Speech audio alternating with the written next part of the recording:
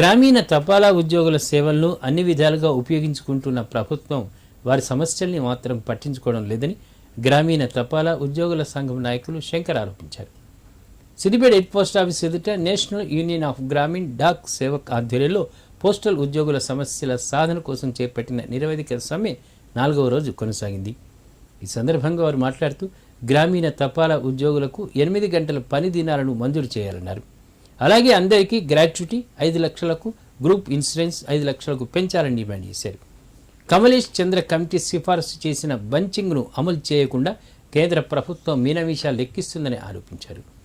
కేంద్ర ప్రభుత్వం స్పందించి గ్రామీణ తపాలా ఉద్యోగుల సమస్యలు పరిష్కరించాలని, లేని పక్షంలో ఉద్యమం మరింత ఉధృతం అవుతుందని హెచ్చరించారు. ఎన్నో దఫాలుగా వాళ్ళ దగ్గరికి పోయి మా హామీలు నెరవేర్చండి శాంతియుతంగా అడిగినాం. మా స్టేట్ కానీ సెంట్రల్ సెక్రటరీలు, ప్రెసిడెంట్లు అన్ని రకాలుగా మెమోరాండాలు వాళ్ళకి ఇవ్వడం జరిగింది.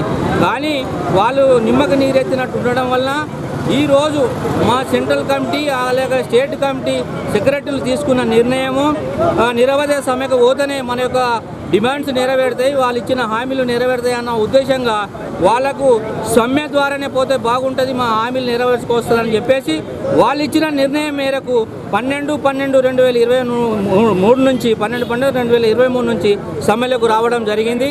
ఈ సమ్మె ద్వారా వాళ్ళు ఇచ్చిన హామీలే, అవి 2018 ఇచ్చిన వాళ్ళు ఇచ్చిన హామీలనే నెరవేర్చమని మరీ మేము కోరడం జరుగుతుంది. దానికై నిరవధిక సమ్మె చేయడం జరుగుతుంది. దానిలో భాగంగా ఈరోజు 4వ రోజు, 1వ రోజు, 2వ రోజు, 3వ రోజు జరగగానే మా మీద, ఎందుకంటే పై ఆఫీసర్స్ మా మీద ఒత్తిడి తెస్తున్నారు. ఫోన్లు చేయడం వల్ల ఫోన్లు చేస్తున్నారు, వాట్సాప్ మెసేజ్లు పెడుతున్నారు, మమ్మల్ని భయభ్రాంతులకు గురి చేసి బెదిరించడం జరుగుతుంది. మీరు సమ్మె చేయొద్దు, సమ్మె మానుకోండి, డ్యూటీలో చేరండి అని చెప్పి నిర్బంధంగా వాట్సాప్ల ద్వారా మెసేజ్లు పెట్టి బెదిరించడం జరుగుతుంది. వాళ్ళు ఎన్ని బెదిరింపు కార్యక్రమాలు చేసినా మేము ఈ నిరవధిక సమ్మెను ఆపేది లేదు.